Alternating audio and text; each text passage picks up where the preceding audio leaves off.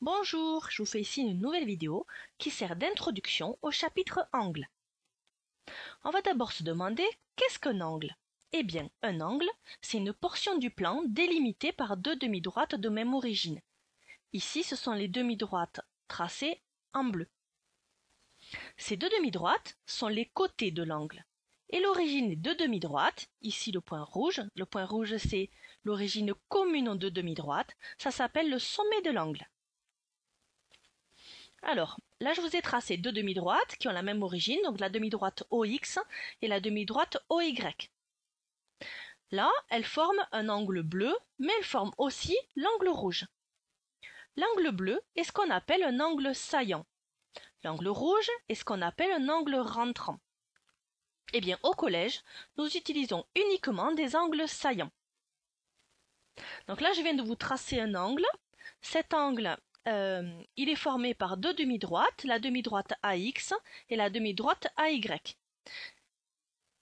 Ces deux demi-droites sont les côtés de mon angle. Ces deux demi-droites ont pour origine le point A est le sommet de l'angle. Cet angle se nomme XAY. Donc XAY. Donc là on fait attention, la lettre du milieu c'est toujours le sommet. Et il y a en plus un chapeau. Ce chapeau indique que c'est un angle. Et on peut le nommer d'une autre façon, on peut aussi le nommer YAX, ici. Donc comme tout à l'heure, la lettre du milieu c'est le sommet et il y a un chapeau. On va le faire sur un autre exemple. Ici vous avez l'angle violet. Donc l'angle violet, il a pour côté la demi-droite LK et aussi la demi-droite LM. Les deux demi-droites ont pour origine le point L. Le point L c'est le sommet de l'angle. Et cet angle se nomme KLM. Ici, le K et le M sont des points, donc ils sont écrits en majuscule. Le L, c'est le sommet, il est noté en majuscule et c'est la lettre du milieu. Et on met un chapeau pour indiquer que c'est un angle. Cet angle peut aussi se nommer MLK. Donc là encore, les lettres en majuscule et la lettre du milieu, c'est le sommet. Et on met un chapeau pour indiquer que c'est un angle. Nous allons maintenant revenir sur ce que vous avez vu à l'école primaire sur les angles. Vous avez vu différentes sortes d'angles. Donc voici les illustrations. Le premier angle, vous le connaissez bien, c'est un angle droit.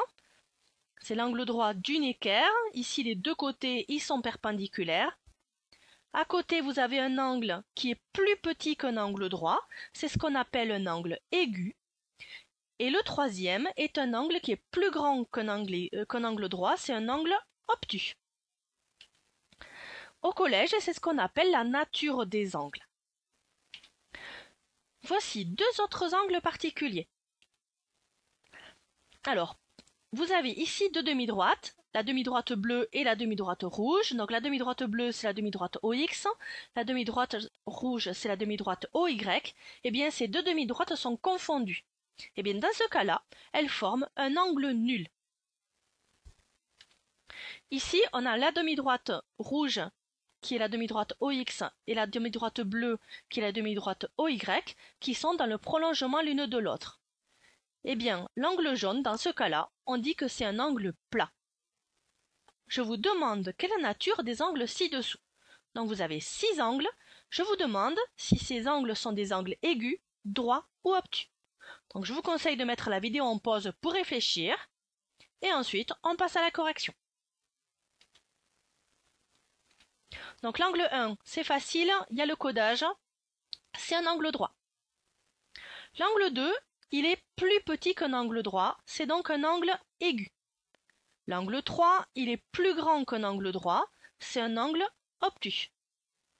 L'angle 4, il est plus petit qu'un angle droit, c'est donc un angle aigu. L'angle 5, il est plus grand qu'un angle droit, donc c'est un angle obtus. Et l'angle 6, il est plus petit qu'un angle droit, c'est un angle aigu. Je vous demande maintenant de ranger les 6 angles du plus petit au plus grand. Alors, on va s'intéresser ici en fait à l'ouverture de l'angle. Plus l'ouverture est petite, plus l'angle va être petit. Plus l'ouverture va être grande, plus l'angle va être grand. Je vous demande, comme tout à l'heure, de mettre la vidéo en pause. Vous réfléchissez à l'ordre dans lequel vous les rangeriez et ensuite, on passe à la correction. Alors, le plus petit, c'est l'angle 4. Ici, l'ouverture est toute petite. On continue, on va passer maintenant à l'angle qui est plus grand que celui-là, qui est juste après, c'est l'angle 2. Ensuite, on va avoir l'angle 6. Ensuite, on a l'angle droit. Ensuite, on a le 5 et le 3 qui nous restent à ranger. Alors, si on a un peu de mal, on peut utiliser l'équerre. Et du coup, on voit bien que celui-là, il a une ouverture plus petite que celui-là. Ça nous permet de finir notre classement dans l'ordre croissant. On a l'angle 5 qui est plus petit que l'angle 3. Nous allons maintenant mesurer avec un gabarit. Pour cela, nous allons utiliser l'angle vert ci-contre comme gabarit. Nous allons prendre la mesure de cet angle pour unité. Nous allons mesurer maintenant les angles 1, 2 et 3 avec ce gabarit unité. Donc l'angle 1, on peut le recouvrir avec exactement 3 gabarits unités. On en déduit que l'angle 1, il a pour mesure 3 unités. On refait la même chose avec le 2. Donc l'angle 2, on peut le recouvrir avec exactement 2 gabarits unités. On en déduit que sa mesure, c'est 2 unités. Avec l'angle 3, on continue. Donc là, l'angle 3, on peut le recouvrir avec exactement 4 gabarits unités. On en déduit que sa mesure, c'est 4 unités. On va maintenant mesurer les angles 4, 5 et 6 avec ce gabarit unité. Alors, là, on voit que l'angle 4, il a une mesure qui est plus grande que 1 unité, mais plus petite que 2 unités. On va dire que la mesure de l'angle 4 est comprise entre 1 unité et 2 unités. Pour l'angle 5, donc là, on voit que l'angle 5, il a une mesure plus grande que 3 unités, mais plus petite que 4 unités. On va dire que la mesure de l'angle 5 est comprise entre 3 unités et 4 unités. La mesure de l'angle 6, elle est plus grande que 2 unités, mais plus petite que 3 unités. On va dire que la mesure de l'angle 6 est comprise entre 2 unités et 3 unités. Donc là, on se rend compte qu'on a un problème parce que le gabarit que l'on a utilisé n'est pas assez précis pour mesurer des angles. Vous voyez bien que les mesures des angles 4, 5 et 6, elles ne sont pas du tout précises. On a besoin d'un gabarit plus petit pour mesurer des angles. Au collège, nous allons utiliser un gabarit beaucoup plus petit. Le voici. L'unité de mesure des angles utilisée au collège est le degré. Donc ça se note avec un petit rond. Donc vous avez déjà vu les degrés Celsius, c'est une mesure de température. Ici pour la mesure d'angle, c'est le degré. Il y a juste un petit rond, le C en majuscule, il n'y est pas.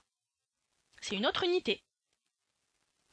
L'angle ci-dessus est un angle dont la mesure est de 1 degré. Cette mesure a été choisie de telle manière qu'un angle droit mesure 90 degrés. Alors là, je vous ai tracé un angle droit. Eh bien, cet angle droit, on peut le recouvrir avec exactement 90 angles identiques à celui-là. Donc sa mesure, c'est bien 90 degrés. Au collège, nous allons utiliser un rapporteur. Donc voici un rapporteur, il est gradué de 0 degré à 180 degrés dans les deux sens. Alors celui-ci est très intéressant parce qu'on voit ici tous les gabarits de 1 degré qui permettent de le recouvrir. Donc vous avez d'ici jusqu'ici 90 petits angles de 1 degré et d'ici jusqu'ici vous avez encore 90 angles de 1 degré. Et du coup en tout il y en a bien 180. Alors vous avez ici le centre du rapporteur. Ici c'est la forme, il a la forme d'une cible. Vous avez le rapporteur qui est gradué ici à l'extérieur de 0 jusqu'à 180 degrés et à l'intérieur en bleu de 0 jusqu'à 180 degrés. Alors je vais vous montrer maintenant le rapporteur qu'on utilise en général au collège. Vous avez ici un rapporteur, mais ce rapporteur-là, contrairement à celui que l'on a vu précédemment, il est évidé. Ça permet de mesurer et de tracer des angles plus facilement. Vous avez ici une cible ou un petit trou qui est le centre du rapporteur. Avec ce centre du rapporteur, on va viser le sommet de l'angle. Et ensuite, on utilisera soit le 0 qui est à l'extérieur, soit le 0 qui est à l'intérieur pour mesurer les angles. Alors, on va voir maintenant nos angles 1, 2, 3, 4, 5, 6. comment on fait pour les mesurer avec un rapporteur? Alors, on va vérifier que le premier angle mesure bien 90 degrés. Pour ce faire, on va prolonger les côtés de l'angle. Avec le rapporteur, donc ici avec le centre du rapporteur, on va viser le sommet de l'angle. On va mettre ce 0 ici sur le côté de l'angle. Et à partir de ce 0, on compte donc 10, 20, 30, 40, 50, 60, 70, 80, 90. Et là, on lit sur l'autre côté de l'angle la mesure. Donc ici on lit, 90 degrés. Donc on a bien un angle droit qui mesure 90 degrés. Le deuxième, on prolonge les côtés de l'angle. Avec le rapporteur, on vise le sommet de l'angle ici, avec le centre du rapporteur. On met le 0 sur le côté de l'angle et à partir de ce 0, on compte 0, 10, 20, etc. Et là, on lit sur le côté de l'angle 60 degrés. L'angle numéro 3, on prolonge les côtés de l'angle. Avec le rapporteur, on vise avec le centre le sommet de l'angle. Ce 0, il est sur le côté de l'angle. Et à partir de ce 0, on avance sur la graduation intérieure et là on lit 120 degrés. On passe maintenant aux angles 4, 5 et 6. Donc comme tout à l'heure, on prolonge les côtés. Avec le centre du rapporteur, on vise le sommet de l'angle. Et ici, c'est ce 0 qui est posé sur le côté de l'angle, qui est pile en face le côté de l'angle. Et du coup, c'est à partir de ce 0 qu'on va compter. Donc ici, c'est la graduation extérieure. Donc on part du 0 qui est sur le côté de l'angle.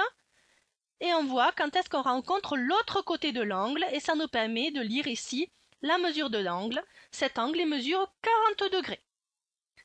L'angle 5, on prolonge les côtés. Avec le centre du rapporteur, on vise le sommet. Ici, c'est ce 0 qui est posé sur le côté de l'angle. Donc, ce sera à partir de ce 0 qu'on va compter. On avance, on avance. Ah, là, on rencontre l'autre côté de l'angle. Ça nous permet de lire la mesure. Cet angle, il mesure 110 degrés. On recommence avec le dernier. On vise ici, avec le centre du rapporteur, le sommet de l'angle. Ici, c'est ce 0 qui est posé sur le côté de l'angle. Donc, c'est à partir de ce 0 que l'on compte. Donc là, on avance et on lit, pile en face, le deuxième côté de l'angle, on lit 80. Donc ça veut dire que cet angle numéro 6 mesure 80 degrés. On passe maintenant à deux autres angles. On va les mesurer ensemble. Alors, comme tout à l'heure, avec le centre du rapporteur, on vise le sommet de l'angle. On fait pivoter le rapporteur jusqu'à ce qu'on ait un 0 sur le côté de l'angle. Et à partir de ce 0, on avance sur la graduation. Donc ici, c'est la graduation intérieure. Donc on avance, on avance, on avance. Donc l'angle, il mesure ici un peu plus que 40. On regarde la graduation. Et là, du coup, on lit 42 degrés. Et on va dire que c'est l'angle BOD. Alors on peut dire aussi DOB, comme vous voulez. Donc c'est l'angle BOD. On se rappelle qu'on le note avec la lettre du milieu qui est le sommet de l'angle et un chapeau pour indiquer que c'est un angle. Donc ici, l'angle BOD mesure 42 degrés. On fait la même chose avec le deuxième. On met le centre du rapporteur sur le sommet de l'angle. On fait pivoter le rapporteur. Ici, on a ce 0 qui est sur le côté de l'angle. Et du coup, c'est à partir de ce 0 qu'on avance sur la graduation jusqu'à ce qu'on rencontre le deuxième côté de l'angle. Et ici, on lit 120, 121, 122, 123, 124, 125 degrés pour cet angle. Et cet angle, il se nomme YMX. La lettre du milieu, c'est le sommet de l'angle. On met le chapeau et il mesure 125 degrés. Alors, on aurait pu aussi l'appeler XMY. À vous de choisir un des deux noms. Nous allons maintenant faire correspondre la nature des angles et la mesure des angles. Donc la nature des angles, on l'a vu en début de vidéo. Maintenant, on va voir le lien entre la nature et les mesures des angles. Donc nous avons vu qu'il y avait des angles droits, des angles aigus, des angles obtus, des angles nuls et des angles plats. Donc l'angle droit, on a vu qu'il mesurait 90 degrés. Maintenant, le plus simple, c'est l'angle nul. Alors là, c'est facile. L'angle nul, quand les deux demi-droites sont une sur l'autre, sa mesure, c'est 0 degré. L'angle plat, donc quand les deux demi-droites sont dans le prolongement l'une de l'autre, donc ici l'angle marqué en jaune, c'est un angle qui mesure 180 degrés. L'angle aigu, eh bien, il est compris entre un angle nul et un angle droit, et du coup sa mesure elle est comprise entre 0 degré et 90 degrés. Et un angle obtus, eh bien sa mesure elle est comprise entre la mesure d'un angle droit et d'un angle plat, c'est-à-dire qu'elle est comprise entre 90 degrés et 180 degrés. Cette vidéo est maintenant terminée.